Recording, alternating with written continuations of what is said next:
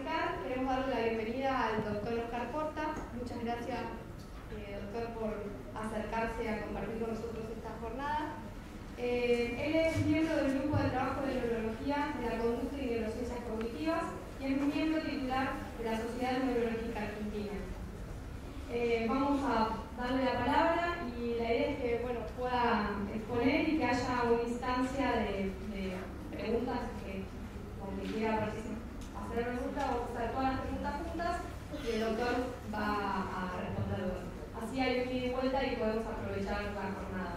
Así que muchas gracias a todas por venir. Muchísimas gracias por la invitación. A la licenciada Mascarís, la licenciada profesora, que fue quien me estimuló para estudiar un poco de neuropsicología. Y muy agradecido de estar en esta Universidad Nacional. Yo soy nacido en Lomas de Zamora, en esta ciudad, así que doblemente. El título de la charla, como podrán ver, es Reflexiones sobre la neurociencia. Podría haber sido una mirada sobre la neurociencia, porque todo lo que voy a exponer acá es a título personal. Si bien yo pertenezco al grupo de trabajo, a la Sociedad Neurológica, probablemente muchos de mis compañeros no compartan las opiniones que yo voy a decir hoy. Yo soy médico neurólogo de adultos, básicamente. Trabajo en el Hospital Durán, cuya fisonomía original del año 1913, la que ustedes pueden ver ahí a la izquierda, y en la década del 70 sufrió una modificación y ese es el aspecto actual. Entonces, un poco el eje temático es este que yo planteo. ¿Qué es la neurociencia? La hipótesis del cerebro, la metodología de la neurociencia y sus técnicas. Y básicamente 4 temas que seleccioné, que son la conducta, la conciencia, el lenguaje humano y la muerte. ¿Qué es la neurociencia? Este es el primer planteo, ¿no? La neurociencia, las neurociencias, realmente es una disciplina nueva. Es una pregunta difícil esa. Mi visión es que en realidad se trataría más bien de una transdisciplina, porque tanto el objeto de estudio como la metodología es compartida por, podría decirse, la neurología, la psiquiatría, la psicología, la lingüística, en muchos casos. Así que es como una transdisciplina. Segundo punto. Parece que... A ver, ahí. Es como conectar. Segundo punto. Me parece que tengo que tocar acá, ¿no? Para que sostenerlo. Es el alambre, que si engancha justo o no engancha, se corta. Segundo punto, la hipótesis del cerebro. Esto es algo que tenemos totalmente internalizado. Nosotros, en el siglo XXI, de alguna manera, pensamos que toda percepción o conducta humana deriva de un patrón de actividad cerebral o es resultado de un patrón de actividad cerebral. Podríamos decir que tiene correlato en algún patrón de actividad cerebral. Pero como vamos a ver ahora, esto es bastante reciente. La metodología y las técnicas de la neurociencia.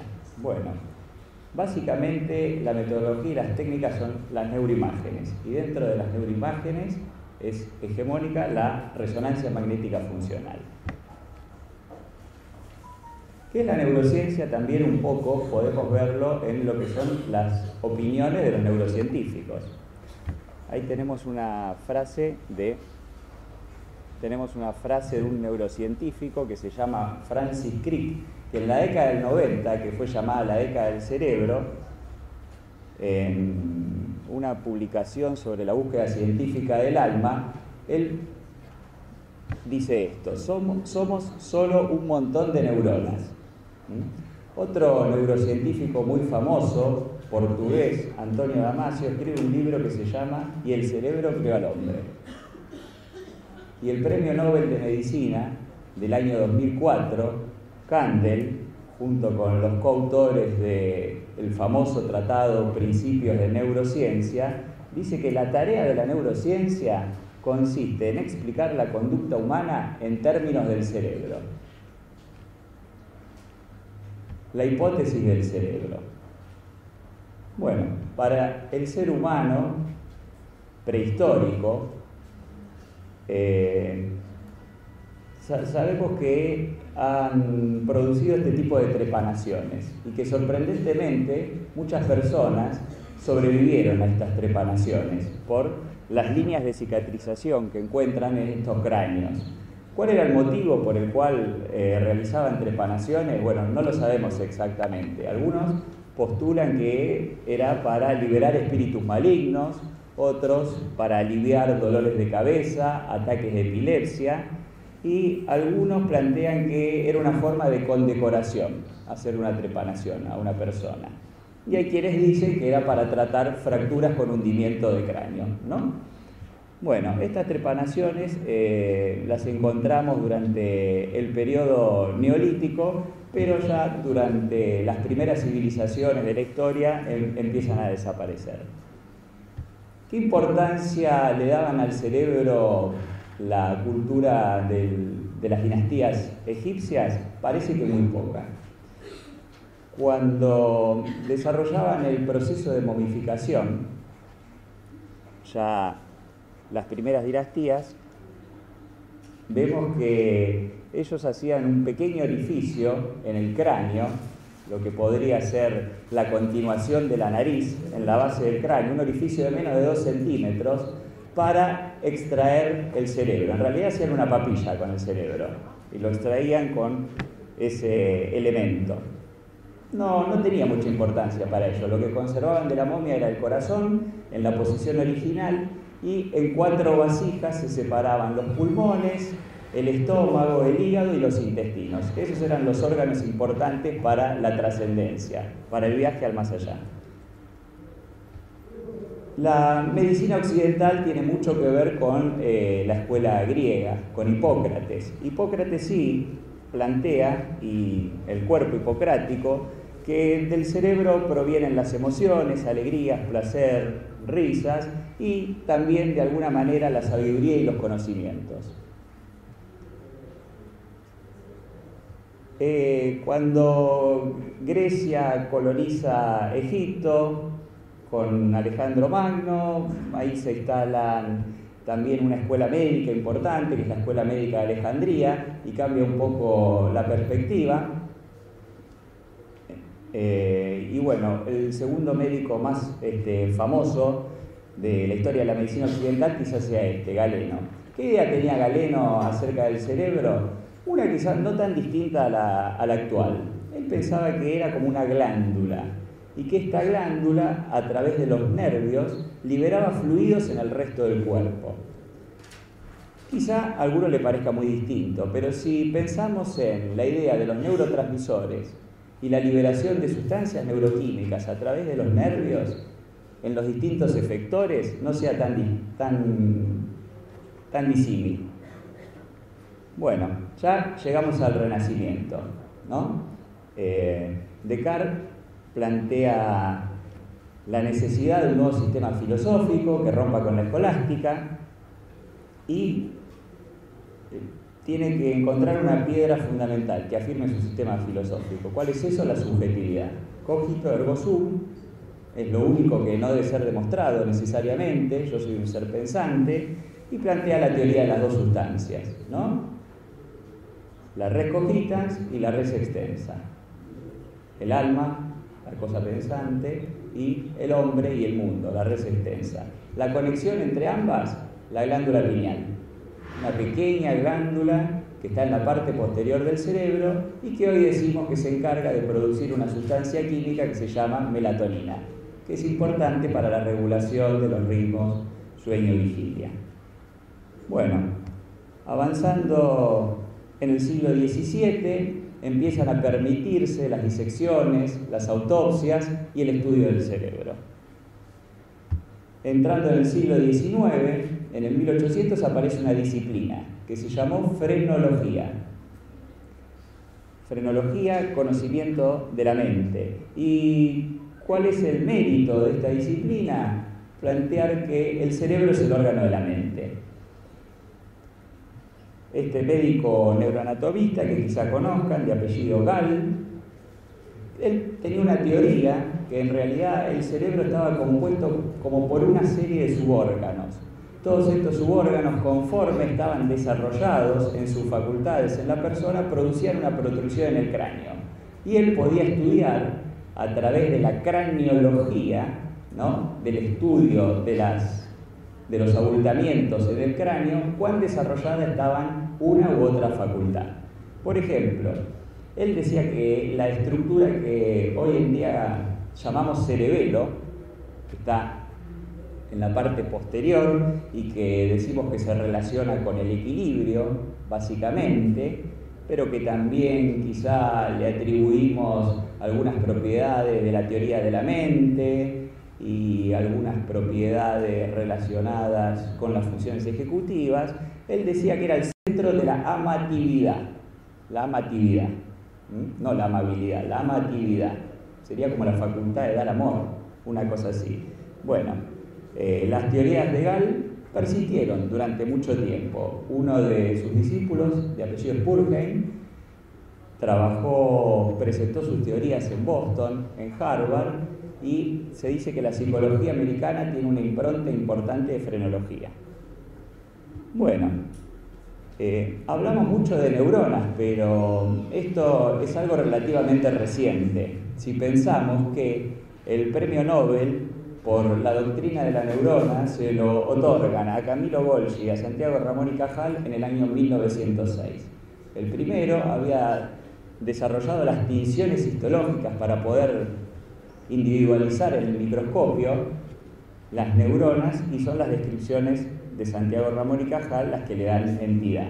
Después se van a describir otras células nerviosas, que son las células de la glía, que inicialmente se les concede poca importancia. Se dice que son células de sostén, que dan nutrición al tejido neuronal. Pero bueno, vamos a ver que esto también fue cambiando. Bueno, y este médico, Corbinian Brodmann, es el que hace una sistematización de la distribución de los distintos grupos de neuronas en la corteza cerebral. Y todavía se sigue utilizando esta clasificación de las áreas de Brodmann. Bueno, segundo tema, la metodología o las técnicas de la neurociencia. Las metodologías o las técnicas de la neurociencia, yo acá partí desde aquellas que permitieron ver al cerebro por primera vez.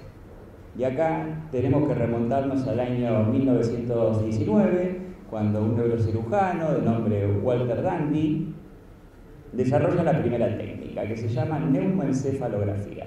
¿En qué consistía esta técnica? Era un procedimiento bastante doloroso, cruento. Consistía en sacar todo el líquido cefalorraquídeo.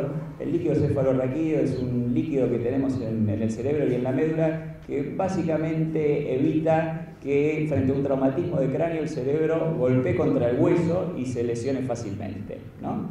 Entonces, este procedimiento consistía en extraer todo el líquido, llenar de gas todo el sistema ventricular, que podía ser oxígeno, aire o helio, y sacar radiografías.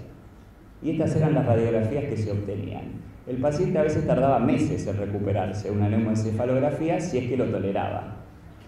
Bueno, esto es 1919. En 1920 se desarrolla una técnica de estudio que todavía tiene vigencia, que es el electroencefalograma. Hans Berger es su inventor.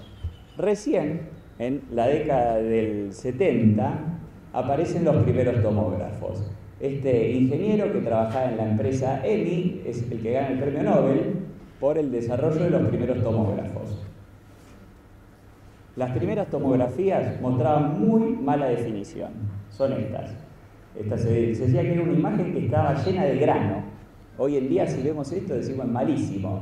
Hacételo en otro lado, ¿no? Bueno, pero fueron modificándose y las reconstrucciones tridimensionales permitieron tener esta calidad de imágenes. Tal es así que vemos que las momias egipcias son escaneadas para intentar descifrar cuáles fueron las causas de la muerte. Acá lo hicieron en el Museo de La Plata. Las momias que tienen ahí también fueron escaneadas, ¿no? Una idea derivada de lo que hacen los egiptólogos.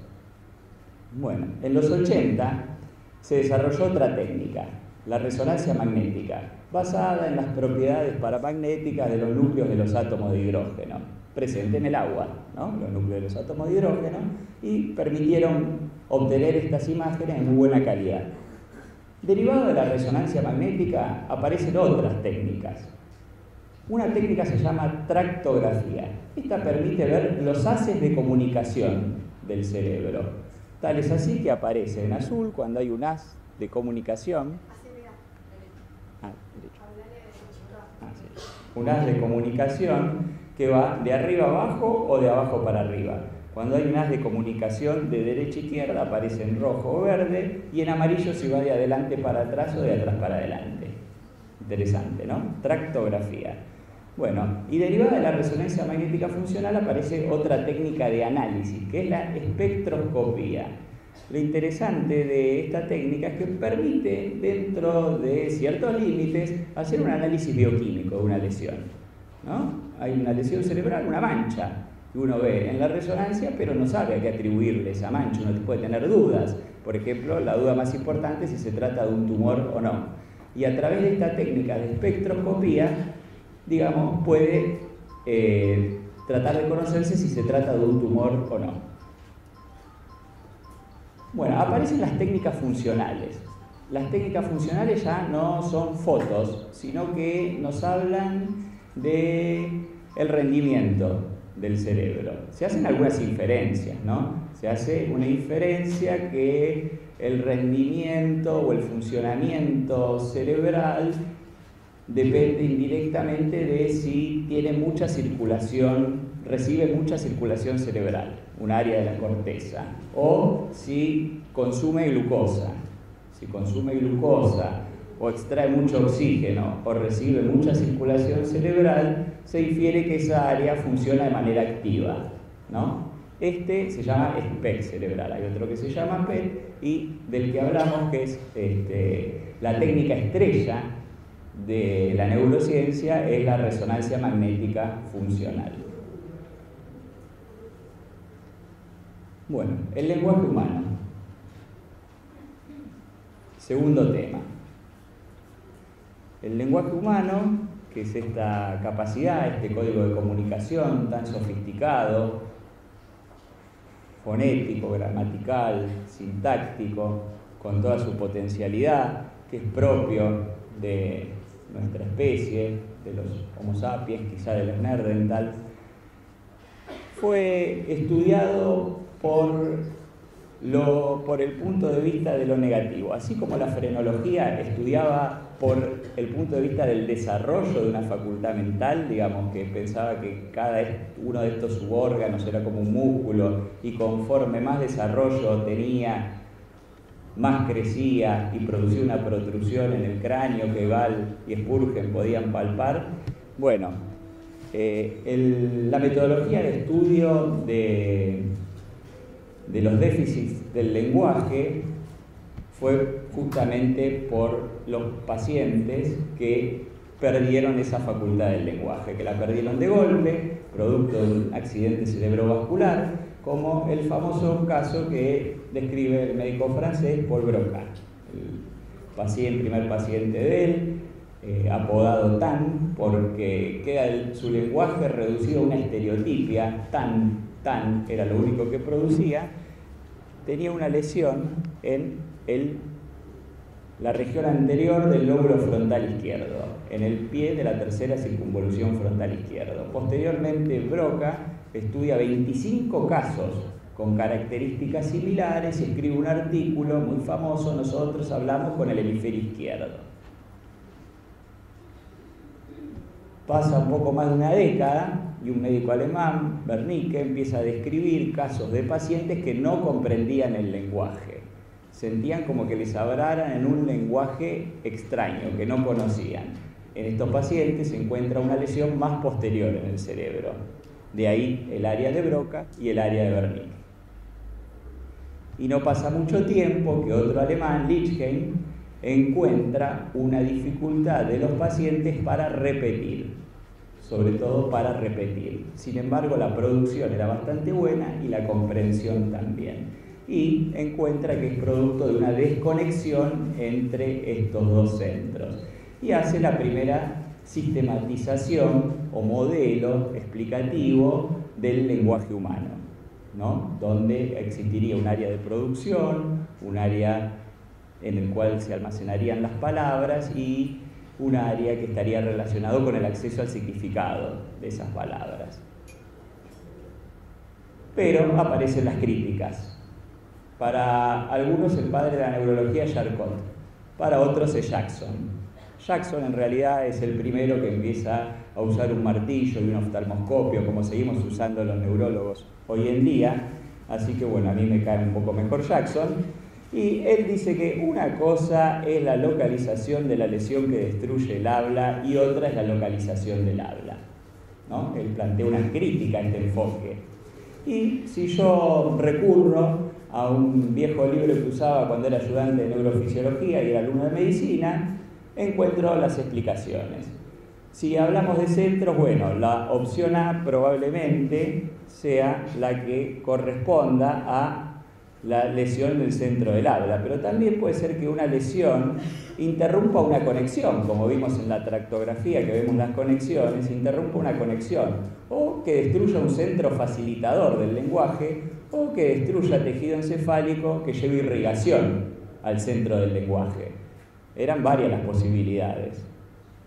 Bueno, quien se opuso completamente a esta idea de los centros cerebrales es un psicólogo y fisiólogo norteamericano de apellido Lashley. Él trabajó con lesionados cerebrales de la Primera y la Segunda Guerra Mundial y con investigación animal. Había entrenado a las ratas para que encontraran la salida de un laberinto. Hizo un experimento, en algunas ratas le lesionó el lóbulo frontal derecho, en otros el lóbulo occipital derecho, en otros el lóbulo frontal izquierdo y en otros el lóbulo occipital izquierdo. Es decir, regiones anteriores, derechas, izquierdas, y encontró que no había diferencia en cuanto a la eficacia de las ratas para encontrar la salida del laberinto, sino que la dificultad tenía que ver con la cantidad de tejido cerebral que sacaban.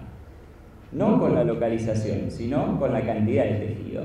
De ahí que plantea su teoría de la equipotencialidad del neocórtex y de una acción en masa, general, más holística, más que de centros o áreas discretas que cumplen determinadas funciones.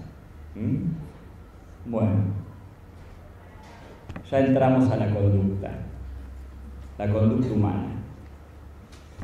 Bueno, no hay congreso que tenga que ver con la neurociencia que no cuente en este caso. Phineas Gage. Phineas Gage era como un capataz de una empresa de ferrocarril en Estados Unidos que tenía que tender la red ferroviaria y para eso tenía que ir produciendo explosiones para poner en condiciones el terreno para que se construyeran las vías. Él sufre un accidente cuando con una barra de metal que usaba para acomodar la pólvora o la dinamita y sufre un accidente, explota esa masa de pólvora y esta barra se termina incrustando por su arcada cigomática, es decir, debajo del ojo izquierdo y penetrando en el cerebro. Lo más sorprendente del caso, como dice Damasio, que es el que lo rescata, es que sobrevivió Gage. Eso es, sin ninguna duda, lo más curioso. El doctor que lo cuidó se llamaba John Martin Harlow y después de tenerlo en su casa durante mucho tiempo, sobrevivir a varios procesos infecciosos, febriles, y él mismo le drenó un absceso cerebral con un escalpelo en una época que no existían los antibióticos, y posterior a eso, Gage sobrevivió. El segundo hecho sorprendente es que después de semejante accidente, Gage lo único que pierde es la visión del ojo izquierdo, aparentemente. Desde el punto de vista de su movimiento y desde el punto de vista sensorial, parecía que estar intacto. Sin embargo, Gage, que era calificado como una persona responsable, eficiente y educada, había cambiado su carácter de manera radical. Se había vuelto desinhibido, procaz e ineficiente, dubitativo. Así son los calificativos que recibe. Y, en palabras de Harlow, el equilibrio entre su facultad intelectual y sus propensiones animales se había destruido. Bueno, piensen un poco en la frenología y acá aparece Cesare Lombroso, que quizá ustedes conozcan muy bien, más que yo, que de alguna manera en su libro L'uomo delincuente, con el planteo del delincuente nato, utiliza algunos postulados que tienen que ver con la frenología, la craniología, y describe un estereotipo del delincuente, ¿no? Esto está en el Museo de Criminología de Milán, y bueno, es como el padre del prejuicio, Cesare Lombroso, podríamos decir. En nuestro país, quien un poco sigue las ideas de Lombroso es José Ingenieros, que es el fundador del Instituto de Criminología, que funcionó en la Penitenciaría Nacional de la calle Las Heras, que se demolió en el año 1962. Y José Ingenieros fue discípulo de José María Ramos Mejía, que es el primer titular de la Cátedra de Neurología y el jefe de neurología del Hospital San Roque, hoy en día Ramos Mejía. Ramos Mejía había escrito un libro mientras era alumno de 5º año de medicina que se llama Las neurosis de los hombres célebres de la historia, y un capítulo tiene dedicado a Rosas. Hay que decir que Ramos Mejía y su familia eran profundamente antirrosistas. Es decir, que el padre de Ramos Mejía había participado en la Revolución de los Libres del Sur en 1839 y había formado parte del Ejército Unitario de Lavalle. Así que mucha simpatía no le tenía. Pero él hace esta descripción. Veremos cómo las pasiones ciegas, los instintos del bruto, el alma occipital, en una palabra, están desarrolladas de una manera exuberante en gran detrimento de los lóbulos anteriores, ¿no? Esta es la explicación que da Ramos Mejía respecto del carácter, en este caso de Rosas, que lo describe como imbecilidad moral. Bueno, no fue el único Rosas, porque bueno, también habla de la hipocondría de Rivadavia y de la melancolía del almirante Guillermo Brown. Bueno, un procedimiento que fue muy difundido entre el año 1935 y 1955 fue la lobotomía. Un médico neurocirujano portugués llamado Egas Moniz ganó el premio Nobel por la lobotomía.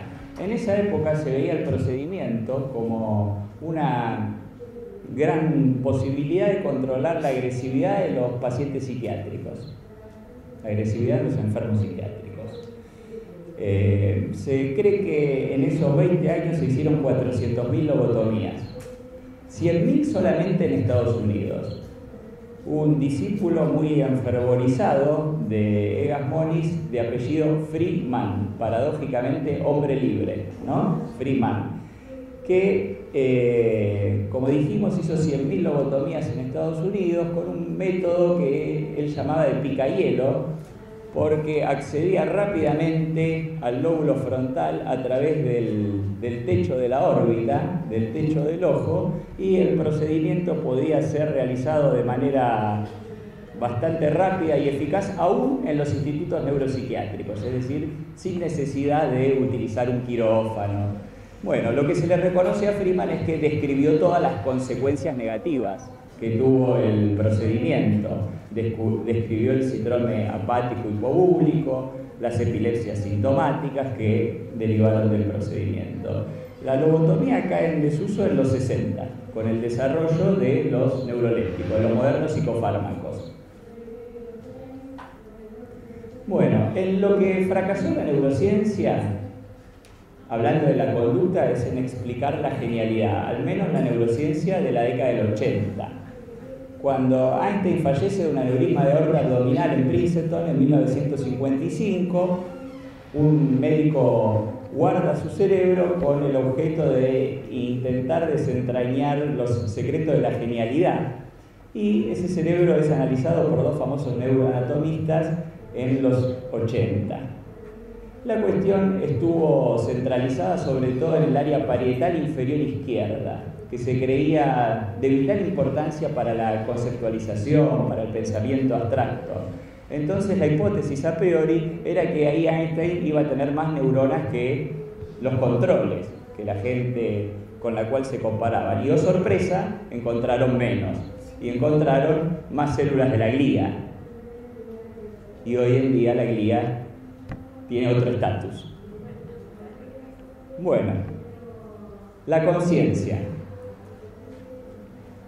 Mucho de lo que sabemos acerca de la conciencia y el cerebro proviene de los pacientes que caen en un coma irreversible producto de una lesión en la base del cerebro, en el tronco del encéfalo, en un área que conocemos como síndrome activador reticular ascendente.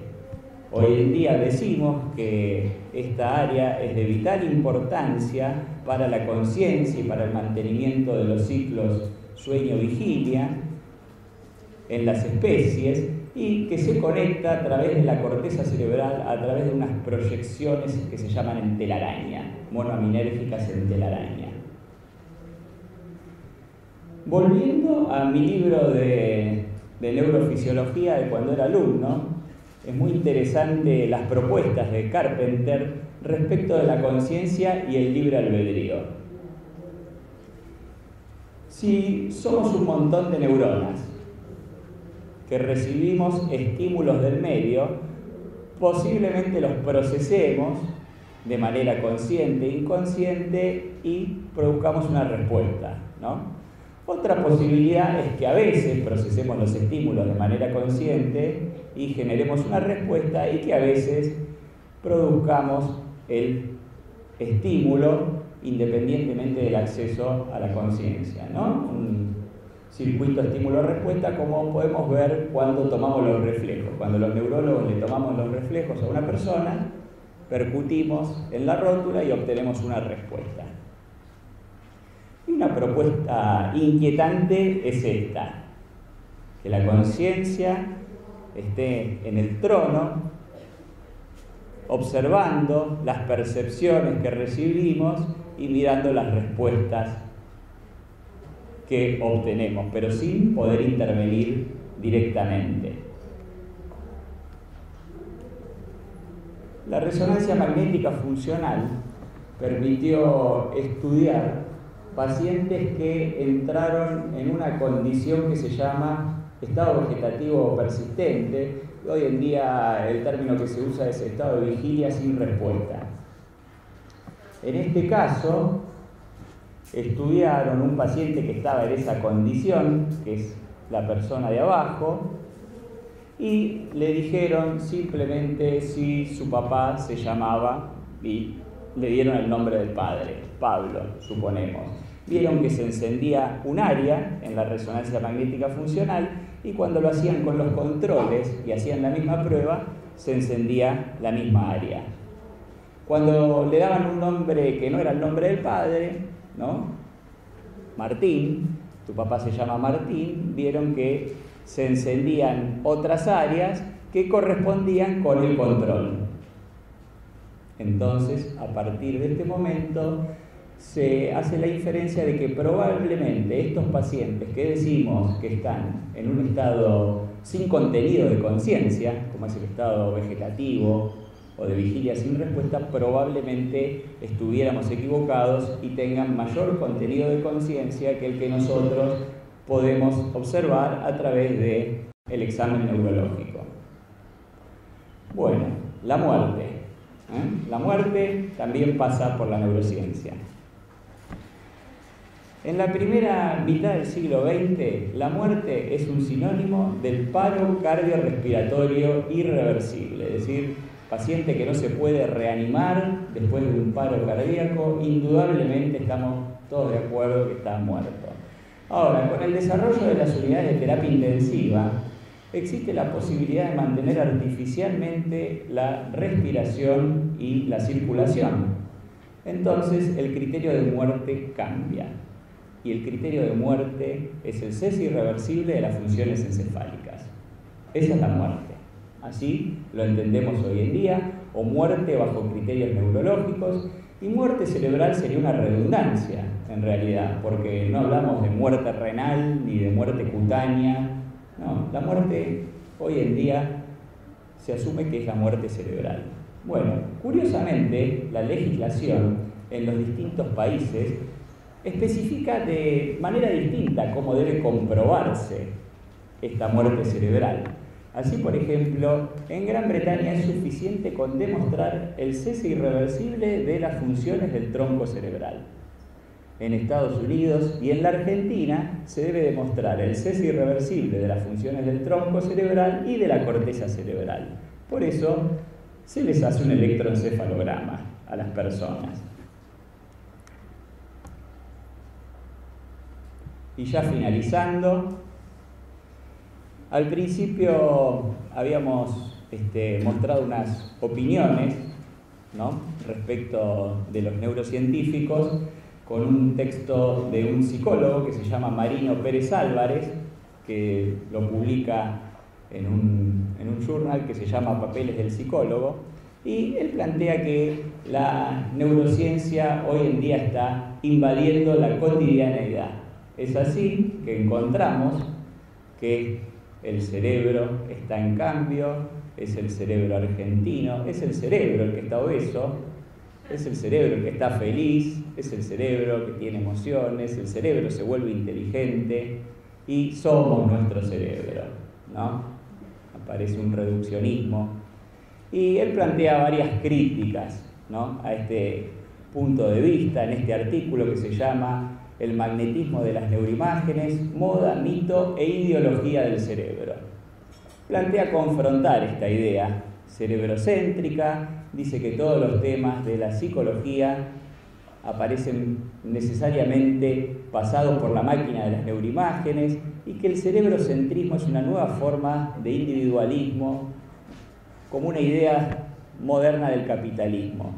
Si pensamos en la prevalencia de los trastornos mentales, según los organismos de salud mental de la República Argentina, vamos a ver que alcanzan el 20%, digamos, un síntoma que alcanza la intensidad de un trastorno, ¿no?, que afecta la vida diaria, es el 20%. Si lo pensamos en términos del cerebro, podríamos llegar a decir que existe un 20% que tiene el software dañado, en el mejor de los casos, el software o el hardware dañado. El cerebro humano se ha convertido en el centro de explicación de todos los asuntos y una de las críticas, en este caso de Mike Page, es que después de una gran inversión de tiempo y dinero, los hallazgos neurocientíficos no suponen un avance en el conocimiento psicológico. La imagen que se transmite es que la psicopatología se reduce a desórdenes neuroquímicos y circuitos defectuosos, sostenido por neuroimágenes. La neurociencia parece estar suplantando las ciencias sociales y humanidades e instalándose en la cultura popular como un nuevo género literario. Bueno, hasta acá un poco la presentación. No sé si...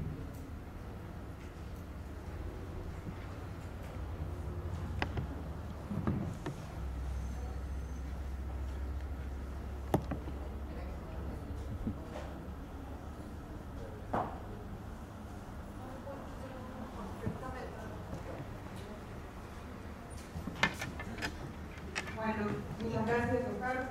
Siempre tan claro. Me parece que para nosotros y para los alumnos que están acá y algunos egresados, es importante ver una visión, digamos, diferente y también una visión crítica, porque para nosotros es un aporte Y en realidad la pregunta mía sería, ¿cuál es, desde tu posición de neurólogo, ¿sí? ¿Cuál es para vos el aporte de las neurociencias? Porque sí es verdad que acá entramos por lo que vos mostraste al final, en reduccionismos y en temas de moda, ¿sí? En un momento fue de moda el psicoanálisis, en otro momento fue de moda el cerebro, ahora el cerebro tal cual pasa a ser como que, digamos, pasamos del reduccionismo del psicoanálisis al reduccionismo del cerebro, ¿no? A veces nos cuesta, como en todo, llegar al término medio. Mi pregunta es, ¿cuál sería para vos el aporte de las neurociencias? ¿Sí? ¿Cuál sería para vos, en tu práctica clínica cotidiana, el aporte que hacen las neurociencias? Bueno, yo lo que veo son pacientes con enfermedades neurológicas, ¿no? Ese es mi punto de vista. Yo no tengo autoridad para hablar de educación, por ejemplo, y neurociencias. Pero sí, lo que yo reconozco es que muchas de estas técnicas, por ejemplo, han permitido tratar mucho mejor a pacientes que quizá para llegar al diagnóstico de un tumor cerebral era imposible sin las neuroimágenes, sin la tomografía, sin la resonancia, sin la espectroscopía. Y hoy en día se puede detectar mucho más precozmente, tratarlo mucho más precozmente. En eso hay que ser justo, de alguna manera. Sí, el tema es, desde por ejemplo los pacientes sí llegan a un tumor, no es un paciente con un síndrome demencial, un deterioro cognitivo leve, ¿no? Porque bueno, un poco de pacientes adultos, ¿no? Sí. En la población infantil, los trastornos de la lectura, las dislexias, las disgrafías, etcétera, tienen otra digamos, particularidad. Pero desde el punto de vista del deterioro cognitivo, ahí donde ya no solo faltan las neuroimágenes, ¿sí? No solo se necesitan las neuroimágenes. ¿Cuál sería el aporte de las neurociencias? Porque, digamos, en todos estos últimos años eso ha cambiado bastante. Por algo también se llega a un mayor diagnóstico del deterioro cognitivo leve, por ejemplo. Sí, cambió mucho el conocimiento, no tanto el tratamiento, ¿no? Desde mi punto de vista, hay que ser sincero, a veces se cae en un exceso de promoción, ¿no? Y la gente nos consulta desesperada a ver qué puede hacer para prevenir el Alzheimer. Y hay que ser sincero, los dos principales factores de riesgo son la edad y la carga genética, por lejos, si hablamos de Alzheimer. Lo que sí, digamos, decimos en estas charlas que damos a la comunidad es que se enfatiza mucho más en el control de los factores de riesgo vasculares, en la estimulación cognitiva, entendida en todas sus formas, y en ese punto de vista sí, pero a veces se cae en un exceso de promoción o marketing, ¿no?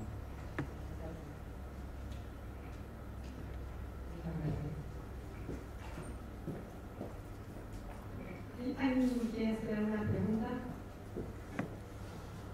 Hola, usted describió la neurociencia como una gran disciplina. ¿Podría explicar un poco mejor eso? Sí, no creo que sea una disciplina nueva, ¿no? Como dije, creo que en realidad tiene puntos de contacto con disciplinas que previamente ya estaban instaladas y toma cosas de cada una de ellas y conecta cosas de cada una de ellas, pero no tiene quizá una metodología de estudio distinta a lo que es la metodología de estudio de las distintas disciplinas de un objeto de estudio, tampoco distinto.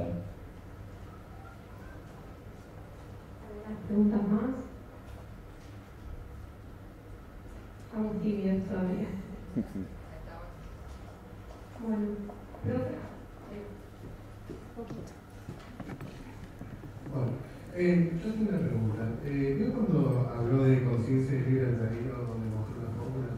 ¿Podría explicarlo otra vez? Porque no lo escuché. Sí. Es un planteo, ¿no? Este es un tema muy difícil es un planteo, simplemente. El planteo es elaboración consciente de todos los estímulos que recibimos del medio y producir una respuesta, que algunos no son elaborados conscientemente y otros sí, y el más inquietante para mí es este, en el cual la conciencia no resuelve, sino que la conciencia está mirando de alguna manera las percepciones que recibimos y las respuestas que producimos, pero sin poder intervenir directamente. Digamos, de una negación del libre albedrío, esta propuesta. No sé si contesté.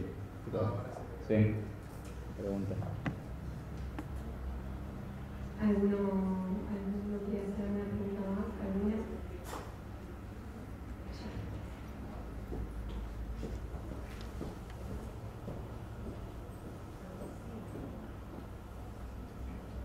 Buen día. Buen día. Perdón por sacarlo de contexto, pero llegué un poco tarde por un corte de ruta. Pero en este caso, ¿qué significaría libre albedrío?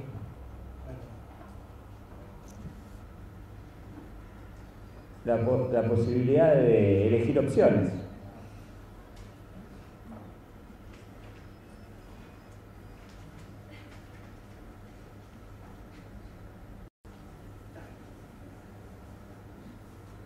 ¿Alguien más quiere hacer una pregunta? Allá de fondo. Si alguien más quiere, ya alguien levantando la mano. Pero no... Puedo aprovechar para hacer un comentario. En la época de Gall, sus ideas, que fueron consideradas de determinismo biológico, chocaban con las ideas de la Iglesia, y bueno, su libro fue incluido en los libros prohibidos por el Papa y no pudo ser enterrado en Tierra Santa. Esto fue una de las polémicas de la época. Hola. Cuando habla de cuestiones de marketing, el más mediatizado, digamos, para el que veo yo es Facundo Manes. ¿Cuál es su postura ante este profesional? No me gustaría hacer ninguna referencia personal. Yo creo que un poco ya la presentación habla por sí sola de mi punto de vista. El objeto de la presentación es tener en cuenta más que nada desde una perspectiva histórica, ¿no? Como van modificándose todo este tipo de ideas. Otro de los premios Nobel del año 1927 fue otorgado a un médico que también trató la agresividad de los enfermos mentales con la infección del protozoo de la malaria, porque producía fiebre y eso tranquilizaba a los enfermos. Así que bueno, muchas de estas cosas que quizá hoy en día se plantean como avances, como lo nuevo, hay que verlos después en perspectiva histórica, realmente.